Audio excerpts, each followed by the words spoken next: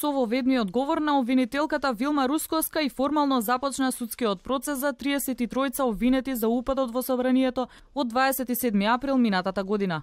Паралелно додека зборуваше Русковска, на ТВ екран во судницата беа пуштени слики од раскрварената глава на Зоран Заев, Зијадин Села и Радмила Шекеринска. Обвинителката во воведниот збор потенцираше дека групата маскирани и немаскирани била предводена од сега обвинетиот Александар Василевски Нинџа и Никола Митревски Колјо. Таа цени дека овие двајца можеле да сметаат на останатите присутни, но и на припадниците на МВР, кои со своето непостапување придонеле за случајот да добие крвав расплет. Според обвинението, се започнало со едно телефонско јавување до Василевски, за да се информира од соговорникот за здравјето на мајката на споменатиот. По ова, браќата Никола и Стефан Митревски купиле 36 маски фантомки, а потоа му ги дале на Василевски. Еден час подоцна, по наредба на Василевски заедно со Филип Спасовски, купиле уште 30 маски. А пред едно кафуле на кејот на Вардар веќе била насобрана група од 68 лица.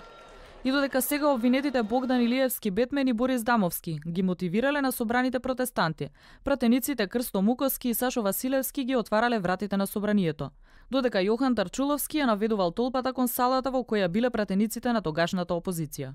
Обвинувањата на сметка на Митко Чавков се дека тој не издал никаква команда со која ќе се спречело насилство во собранието.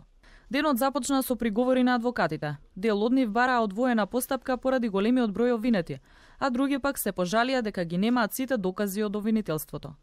Пред судот огромно полициско обезбедување. За време на рочиштето со зурли и тапани протестираа стотина поддржувачи на обвинетите, кои овој случај го нарекуваат политички, а не судски.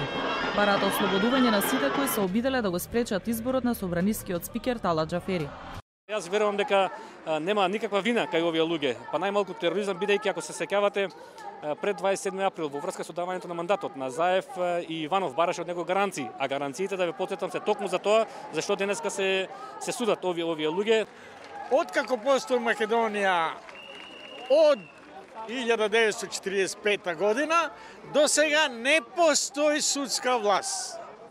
Денешното судење се одвиваше во преполна судница со лошо озвучување во просторијата за новинари и блиски на обвинетите. За крвавиот четврток во кривичниот суд се закажани уште 37 рочишта. Организаторите на протестите за заедничка Македонија, петмината пратеници од Законодавниот дом, екс-директорот на БЈБ, началници, разузнавачи и вработени во собранието се дел од овој процес.